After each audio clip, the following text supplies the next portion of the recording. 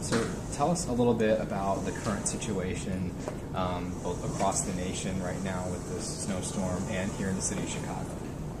Well, the storm is massive. The Red Cross has opened 73 shelters across 9 states to help people who are affected by the storm. Here in Chicago, many people were stranded. We opened a number of shelters, mostly along the interstates, but some in other communities. We're sitting here in a shelter at one of the city colleges of Chicago. Last night, we had more than 300 people come through the shelter. 125 of them stayed overnight. A number of them were stranded on Lakeshore Drive, one of our major thoroughfares here in Chicago, that was shut down and had a lot of automobiles that got stuck. At a time like this, everybody wants to help, everybody wants to get involved. What is the best way to help the Red Cross and help the victims of a disaster during something like this?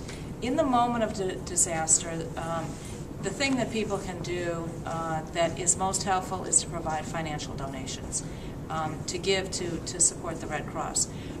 Most of our volunteers are pre-trained, and in order for disasters to be trained, we need to have the opportunity to train them. Typically, in the middle of a disaster, it's very hard to train people.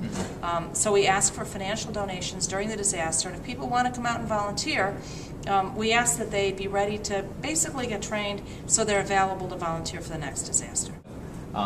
People don't really equate snowstorms with the need to give blood. Could you talk a little bit about why giving blood is so important during a situation like we're in right now?